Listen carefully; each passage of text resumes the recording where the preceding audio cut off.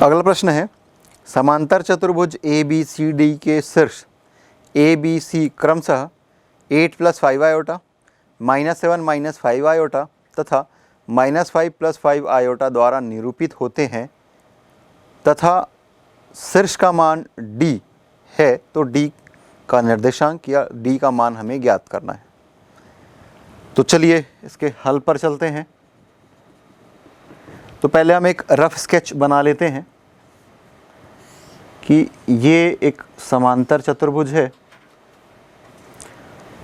मान लेते हैं कि ये a है। आपने सम्मिश्र संख्या को क्रमिक युग्म के रूप में लिखना सीखा है, तो a को हम लिख सकते हैं 8, 5।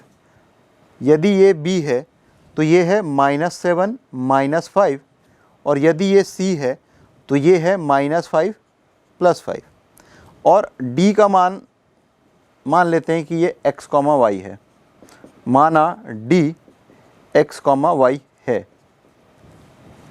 तो समांतर चतुर्भुज के जो गुणधर्म होते हैं उसमें से एक गुणधर्म यह है कि समांतर चतुर्भुज के विकर्ण एक दूसरे को समद्विभाजित करते हैं। उसका हम उपयोग करेंगे। इसका मतलब ये कि a से c को मिला दीजिए और इसी तरीके से b और d को मिला दीजिए। तो यहाँ पर यदि इस बिंदु का निर्देशांक t हो तो C T equal to T A होगा और T D equal to T B होगा। तो हम यहाँ पर लिख सकते हैं, चूंकि समांतर चतुर्भुज के विकर्ण एक दूसरे को समद्विभाजित करते हैं,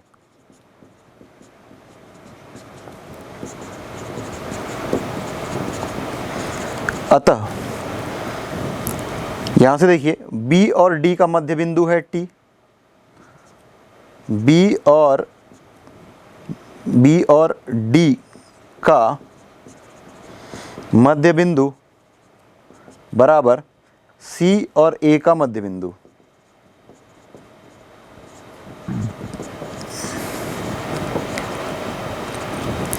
तो आपको यह पता है कि यदि कोई बिंदु का निर्देशांक P x1 y1 हो और Q x2 y2 हो तो इनका मध्य बिंदु x इक्वल टू होता है x1 + x2/2 और इसी तरीके से y होता है y1 + y2/2।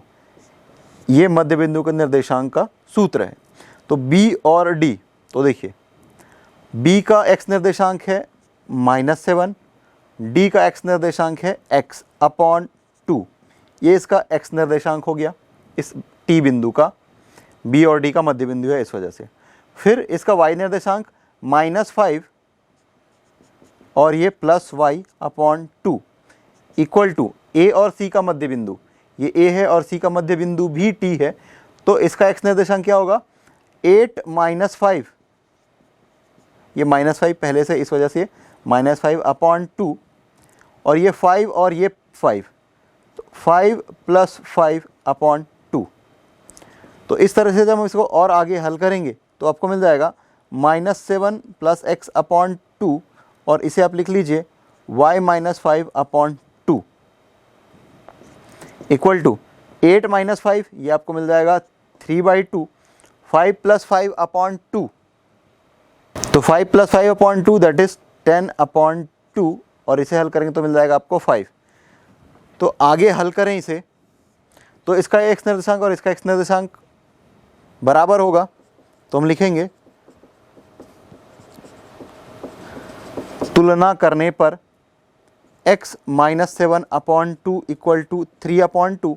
ये 2 और 2 कैंसिल हो जाएगा, अल्टीमेटली हमें मिलेगा x - 7 इक्वल टू 3 और x इक्वल टू 3 + 7, तो यहाँ से हमें मिल रहा है x इक्वल टू 10।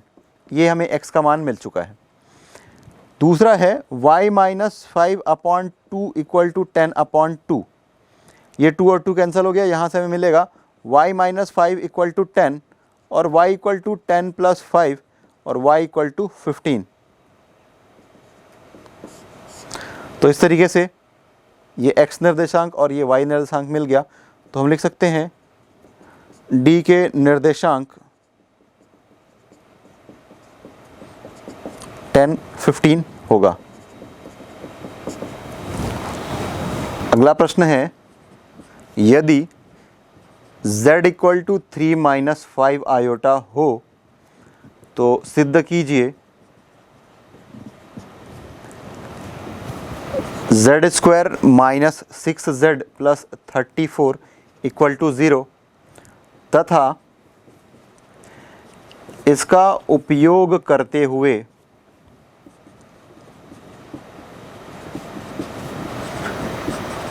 सिद्ध कीजिए z cube minus 10z square plus 58z minus 136 equal to 0। ये मान हमें दिया गया है, पहले हमें ये सिद्ध करना है। ये जब सिद्ध हो जाएगा तो इसका उपयोग करते हुए हमें ये सिद्ध करना है। तो चलिए पहले हम लिख लेते हैं, दिया गया है, क्या दिया गया है, z equal to 3 minus 5 iota. देखिए z square minus 6z plus 34 equal to z हमें प्रूफ करना है। तो यहाँ पर z स्क्वायर है और माइनस 6z, तो हम एक काम करते हैं कि ये जो 3 है इस तरफ पक्षांतर कर लेते हैं। तो हमें क्या मिल जाएगा, z minus 3 equal to minus 5 iota.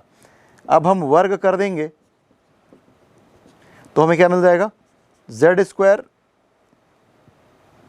z minus 3 का whole square equal to minus 5 iota का होल स्क्वायर। तो यहाँ से हमें क्या मिल जाएगा, z स्क्वायर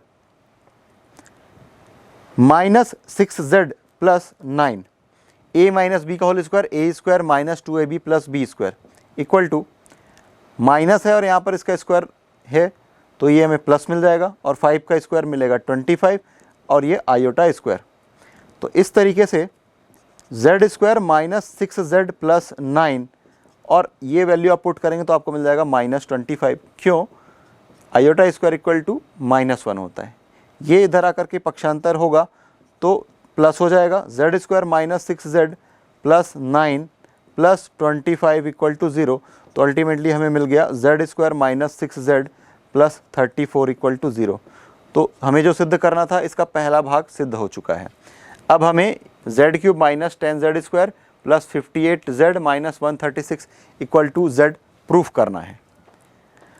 तो हम एक काम करते हैं कि ये जो पद है उसको इससे भाग देते हैं, तो हम इसको इसके और एक और बहुपद के गुणनखंड के रूप में लिख पाएंगे। तो हम भाग देने वाले हैं z square minus 6z plus 34 से z cube minus 10z square plus 58z minus 136 को। तो देखिए भाग देने के लिए आपको पता है कि दोनों तरफ, इस तरफ और इस तरफ, चर राशि के घातों के घटते हुए क्रम में हम संख्याओं को अरेंज कर लेते हैं। तो ये घात 2, घात 1 और 0, घात 3, 2, 1, 0, ये सही क्रम में जमा हुआ है। तो z क्यूब यहाँ पर है और यहाँ पर है z स्क्वायर। तो z स्क्वायर में किसका हम गुणा करेंगे कि z क्यूब आ जाएगा, तो वो होगा z। तो z से z स्क्वायर का गुणा करेंगे आपको मिल जाएगा z क्यूब, फिर इस z से माइनस 6z का गुणा करेंगे मिलेगा माइनस 6z स्क्वायर, फिर इस z से इस 34 का गुणा करेंगे तो मिल जाएगा 34z। अब आप घटा दीजिए तो ये माइनस चिन्ह के साथ आएगा और ये माइनस और माइनस प्लस हो जाएगा और ये भी माइनस हो जाएगा। इसका मतलब ये कि अल्टीमेटली ये जो एक्सप्रेशन है ये क्या हो गया है, z cube minus 10z square minus 58z minus z cube minus 6z square plus 34z, ये है। अब इस ब्रैकेट को ओपन करेंगे तो आपको क्या मिल जाएगा, z cube minus 10z square minus 58z minus z cube और ये और माइनस माइनस का गुणा करके हम लिखेंगे प्लस 6z स्क्वायर, ये माइनस और ये प्लस का गुणा करके लिखेंगे माइनस 34z। तो ये जो फाइनल चिन्ह आया है उसी को मैंने यहाँ पर लिखा हुआ है, माइनस और ये प्लस और ये अगेन माइनस। इसे जब हम आगे हल करेंगे तो देखिए z क्यूब और z क्यूब कैंसिल हो जाएगा, माइनस 10z स्क्वायर और प्लस 6z स्क्वायर है। इसे जब आप सॉल्व करेंगे तो मिलेगा माइनस 4z स्क्वायर और ये है 58z माइनस 34z। इसे सॉल्व करेंगे तो आपको मिल जाएगा प्लस 24z और ये जो 136 है इसे हम यहाँ पर लिख लेते हैं। अब देखिए यहाँ पर है -4z² और यहाँ पर है z², तो इसमें हम किसका गुणा करेंगे कि -4z² मिल जाएगा, वो होगा -4। तो -4 का गुणा इस पूरे बहुपद के साथ कीजिए, तो -4z² माइनस और माइनस प्लस 24z और 34 और -4 का मल्टीप्लाई करेंगे तो आपको मिल जाएगा -136। ये पूरा पद और ये पूरा पद सेम है, माइनस करेंगे तो ये प्लस, ये माइनस और ये प्लस, ये पूरे के पूरे कैंसिल हो जाएगा। तो अल्टीमेटली हमें यहाँ पर मिलने वाला है 0। तो इस तरीके से हम ये लिख सकते हैं कि z³ माइनस 10z²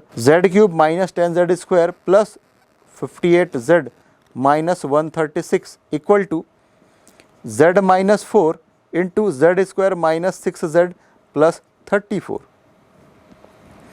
और हमें पता है कि यहाँ पर अगर इसे समीकरण 1 नाम दे दिया जाए तो z² minus 6z plus 34 equal to 0 मिला है, तो ये पूरा पद 0 है।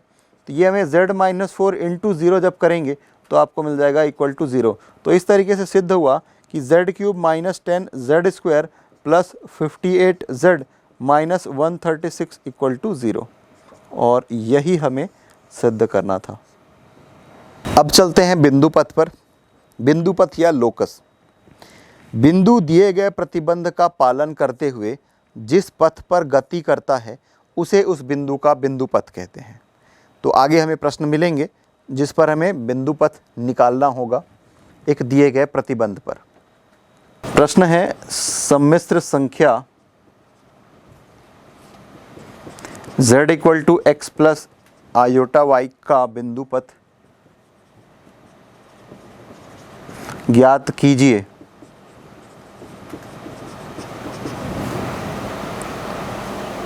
यदि, इसमें पहला प्रश्न है mod of 2z minus 3 equal to 7, इसका हमें बिंदु पथ ज्ञात करना है। तो चलिए, हमें दिया गया है z equal to x plus iota y, इसे समीकरण 1 नाम दे देते हैं, और दिया गया है 2z माइनस 3 इक्वल टू 7, इसे समीकरण 2 नाम दे देते हैं।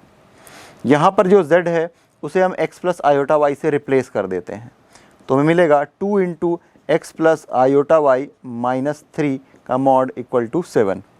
इसे जब आप हल करेंगे तो मिलेगा आपको 2x plus 2 iota Y minus 3 equal to 7, या फिर 2x minus 3 plus iota into 2y equal to 7। ये रियल पार्ट को हमने एक साथ लिख लिया और इमेजिनरी पार्ट को एक साथ लिख लिया। और आपको ये पता है कि मॉड ऑफ z, यदि z equal to x plus iota y हो तो मॉड z क्या होता है, square root over x square plus Y square, या फिर ये होता है रियल पार्ट ऑफ z का square plus imaginary part of z का स्क्वायर। तो यहाँ से हम इसका उपयोग करेंगे, तो यहाँ से हमें क्या मिल जाएगा, square root over 2x minus 3 का स्क्वायर प्लस 2y का स्क्वायर इक्वल टू 7।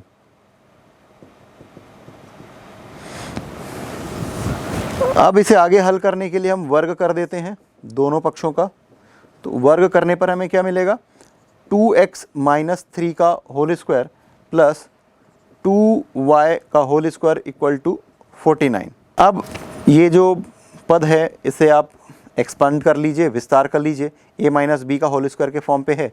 तो यहाँ से हमें क्या मिल जाएगा, 4x square plus 9 minus 2 into 3 into 2 12x plus 4y square equal to 49। यहाँ से देखिए 4x स्क्वायर फिर प्लस 4y स्क्वायर फिर माइनस 12x प्लस 9 माइनस 49, ये जो 49 प्लस है इधर आकर के लेफ्ट हैंड साइड में माइनस हो जाएगा। तो यहाँ से हम लिख सकते हैं 4x square plus 4y square minus 12x minus 40 equal to 0। पूरे पद में हम 4 से भाग दे सकते हैं या 4 उभयनिष्ठ निकाल सकते हैं।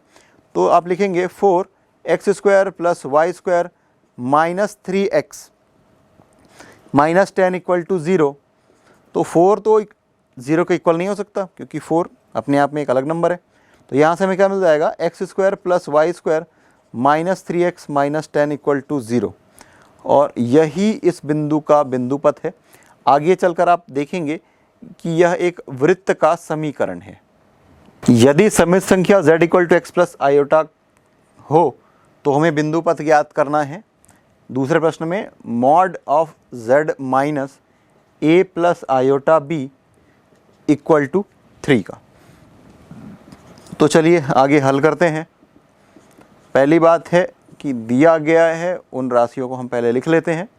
z equal to x plus iota y यह दिया गया है, और दूसरा है z minus a plus iota b का मॉड यहाँ पर है इक्वल टू 3। इसे समीकरण 1 और इसे समीकरण 2 नाम दे देते हैं। z का मान हम यहाँ से इस पे रख देते हैं, तो हमें मिलेगा x plus iota Y minus A, अब ये ब्रैकेट ओपन कर रहे हैं तो ये minus A minus iota B हो जाएगा इक्वल टू 3। या फिर इसे आप इस तरीके से भी लिख सकते हैं, मॉड ऑफ x माइनस ए, वास्तविक भाग को एक साथ और इमेजिनरी भाग को एक साथ। आयोटा यहाँ पर भी है और आयोटा यहाँ पर भी है, तो आपको मिल जाएगा iota into y minus b, और इन सब का मॉड इक्वल टू 3। अब मॉड का मतलब आपको पता है, थोड़ी देर पहले हमने देखा था, ये होता है square root over x square plus Y square, मतलब square root over real part of z का square plus imaginary part of z का स्क्वायर, ये इक्वल टू 3 है। अब यहाँ पर लेफ्ट हैंड साइड में स्क्वायर रूट है, इसे हल करने के लिए हम दोनों पक्षों का वर्ग करेंगे, तो हमें वर्ग करने पर मिलेगा x माइनस ए का square plus y minus B का स्क्वायर इक्वल टू 9, और यह भी एक वृत्त का समीकरण है जिसका केंद्र है ए बी, और इस वृत्त की त्रिज्या 3 इकाई है। आगे जब आप वृत्त वाला अध्याय पढ़ेंगे तब वहाँ पर आप इसे देखेंगे। अगला प्रश्न है, यदि आर्गंड आरेख पर बिंदु P सम्मिश्र संख्या z equal to x plus iota y को निरूपित करता है तो बिंदु पथ ज्ञात कीजिए यदि mod of z minus 2 equal to 2 times mod of z plus 2 हो। तो हमें इस बिंदु का बिंदु पथ ज्ञात करना है। चलिए हल करते हैं। तो दिया गया है z equal to x plus iota y, समीकरण 1, mod of z minus 2 to 2 mod of z plus 2, ये समीकरण 2। यहाँ पर हम x का मान रख देते हैं, समीकरण 1 से मान रखने पर x plus iota Y minus 2 equal to 2 into x plus iota y plus 2। Real part को एक साथ लिख लेते हैं, x minus 2 plus iota y equal to 2 into x plus 2 और फिर प्लस आयोटा वाई। दोनों पक्षों में मॉड है, दोनों पक्षों का वर्ग भी कर सकते हैं, या फिर पहले आप मॉड ले लेंगे तो हमें क्या मिल जाएगा, square root over x minus 2 का square plus Y square equal to 2 into square root over x plus 2 का स्क्वायर प्लस वाई स्क्वायर। वर्गमूल को हटाने के लिए दोनों पक्षों का वर्ग करने पर हमें क्या प्राप्त होगा, x माइनस 2 का square plus Y square equal to 2 का स्क्वायर हो जाएगा 4, और यहाँ पर जो क्वांटिटी है ये है x प्लस 2 का whole square plus Y square. इसे आगे हल करते हैं तो x माइनस 2 का होल स्क्वायर मिलेगा x square minus 4x plus 4 plus Y square equal to, यहाँ पर ये है 4 और अंदर में जो पद है x प्लस 2 का, इसका होल स्क्वायर करेंगे तो मिलेगा x square plus 4x plus 4, और ये वाई स्क्वायर यहाँ पर था। अब इसे आगे जब हल करेंगे तो आपको मिल जाएगा x square plus Y square minus 4x plus 4। घातों को घटते हुए क्रम में हमने इसको अरेंज कर लिया है। इसे जब आगे मल्टीप्लाई करेंगे तो मिलेगा 4x square plus 16x plus 16 plus 4y square. पूरे पद को लेफ्ट हैंड साइड में ले आइए तो मिलेगा x square plus Y square minus 4x plus 4 minus 4x square minus 16x minus 16 minus 4y square equal to 0। तो देखिए ये एक्स स्क्वायर और माइनस 4x स्क्वायर आपको मिल जाएगा -3x² प्लस y² है और ये -4y² है, तो आपको मिल जाएगा -3y² -4x -16x, तो मिल जाएगा -20x। ये +4 है और ये -16 है, यहाँ से आपको मिल जाएगा -12 = 0। पूरे पद को हम माइनस से गुणा कर देते हैं तो आपको मिलेगा 3x² plus 3y² plus 20x plus 12 = 0। यही इस बिंदु का बिंदु पथ है जो हमें ज्ञात करना था। और पिछले प्रश्न में ही एक दूसरा प्रश्न है जिसमें हमें ज्ञात करना है argument of z - z1 upon z + 1 = π/2 हो, तो हमें उस समय संख्या का बिंदु पथ ज्ञात करना है। तो यहाँ पर ये आर्ग्यूमेंट दिया हुआ है, तो पहले यहाँ पर जो समय संख्या दी गई है z - 1 अपॉन z + 1, इसे पहले हम सरल कर लेते हैं। चलिए हल। तो पहली बात ये कि दिया गया है z = x + i/y, इसे हम समीकरण 1 देते हैं। अब हम पहले z - 1 अपॉन z + 1 की वैल्यू निकाल लेते हैं। तो यहाँ पर आप z की वैल्यू पुट कर दीजिए, आपको मिल जाएगा x + i/y - 1 upon x + i/y + 1। ये z1 अपॉन z2 के फॉर्म में है। इसे हल करने के लिए आपको परिमेयकरण करना होगा, हर के संयुग्मी के साथ गुणा और भाग करना होगा। हर में ये जो राशि दी गई है इसमें हम क्या करते हैं, रियल पार्ट और इमेजिनरी पार्ट के बीच के साइन को चेंज कर देते हैं।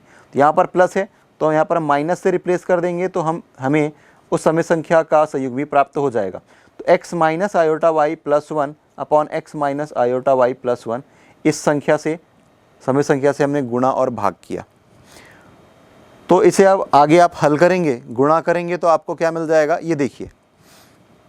पहले इस x का इस x के साथ गुणा x², फिर माइनस मिल जाएगा आपको xy, ये x से इस i/y का गुणा करेंगे तो i/xy, फिर प्लस x, इस x का 1 के साथ गुणा, फिर प्लस i/xy, ये i/y का गुणा आप x से करेंगे तो मिलेगा i/xy, फिर ये प्लस और ये माइनस, आपको मिल जाएगा माइनस i² y², फिर i/y का गुणा आप 1 से करेंगे मिलेगा i/y, फिर माइनस इस पूरे पद से गुणा करेंगे तो मिलेगा -i प्लस i/y -1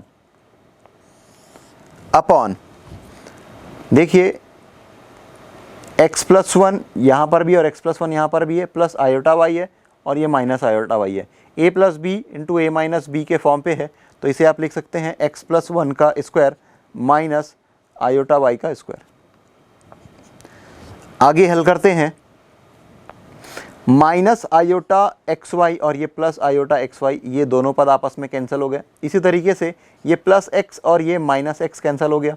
अब आगे जो पद बचा है वो क्या है, ये x² है, फिर ये i² y² का पद बचा है, प्लस 2 टाइम्स i/y। देखिए ये वाला पद और ये वाला पद बचा हुआ है, और लास्ट में है हमारे पास -1 अपॉन, ये आपको मिल जाएगा x + 1 का होल स्क्वायर माइनस i/2 करेंगे तो i/2 की चूँकि वैल्यू -1 होती है, यहाँ पे पुट करेंगे तो मिलेगा आपको +y²।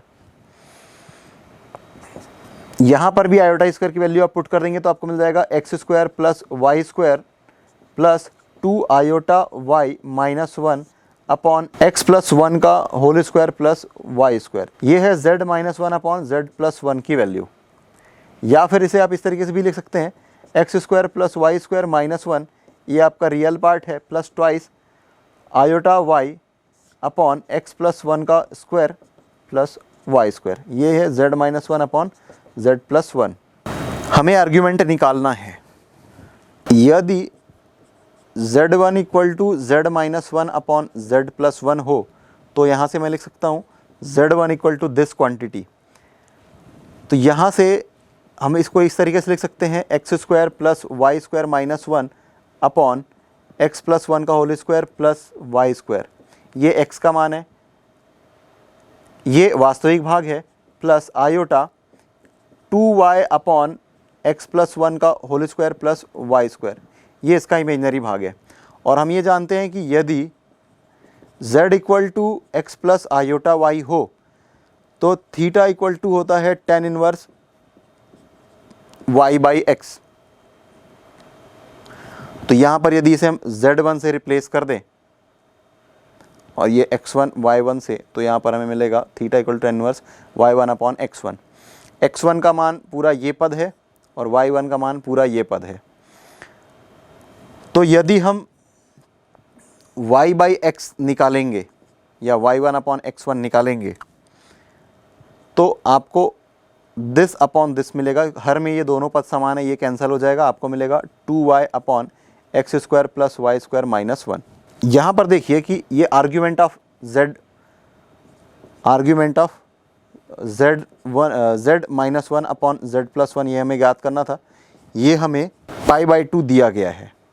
इसका मतलब ये कि ये जो सम्मिश्र संख्या है इसका हमें आर्ग्यूमेंट पाई बाई 2 दे दिया गया है। तो यहाँ से हम क्या लिखेंगे, 2y upon x square plus Y square minus 1, ये इक्वल टू है tan inverse y1 upon x1 के। तो यदि इन दोनों को हम कंपेयर करें तो ये हमें मिल जाएगा tan पाई बाई 2। हमें क्या मिल जाएगा, tan pi by 2 equal to y1 upon x1। और tan पाई बाई 2 होता है इन्फिनिटी, या फिर इसे हम लिख सकते हैं 1/0। तो उसका हम यहाँ पर इस्तेमाल करने वाले हैं, इसे हम लिखेंगे 1/0। तिर्यक गुणा कर दीजिए तो 2i into 0 that will be 0, और इससे इसका गुणा करेंगे तो आपको मिल जाएगा x square plus Y square minus 1 equal to 0, या फिर आपको मिलेगा x square plus Y square equal to 1। और यह एक ऐसे वृत्त का समीकरण है जिसकी त्रिज्या 1 है और मूल बिंदु का निर्देशांक 0 0 है। यही बिंदु पथ हमें ज्ञात करना था। अगला प्रश्न है, यदि मॉड z इक्वल टू 1 हो तो सिद्ध कीजिए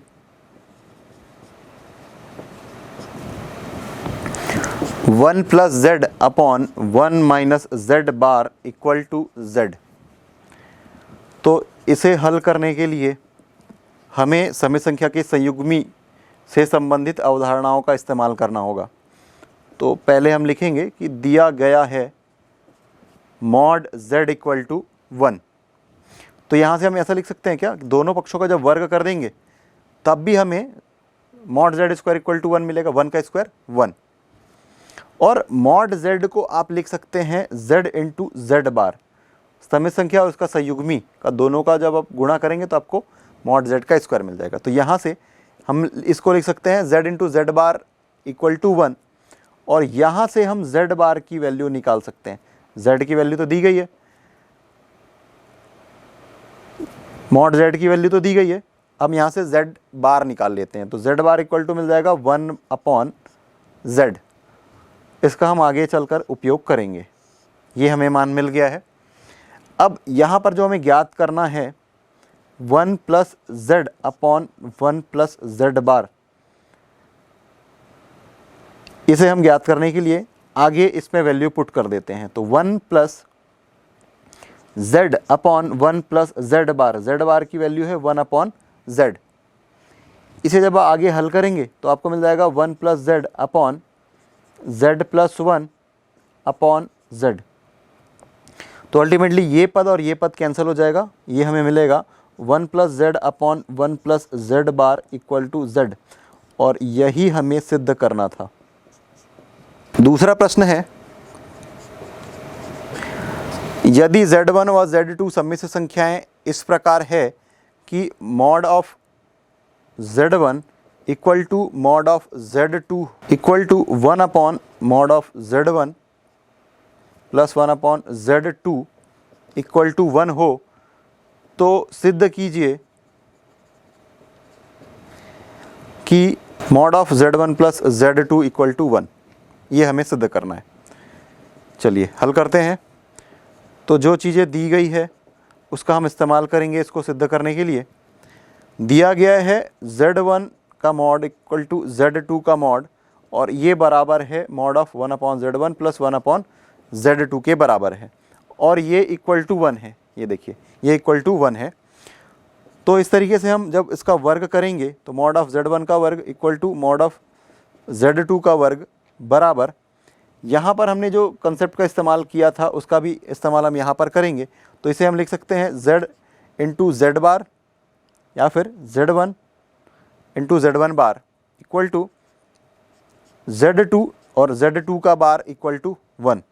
तो ये अंतिम 3 पदों का अगर हम इस्तेमाल करें तो हम यहाँ से लिख सकते हैं 1/Z1 इक्वल टू Z1 का बार और 1/Z2 इक्वल टू Z2 का बार।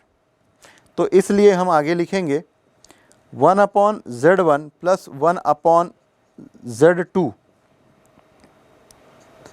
Equal to 1।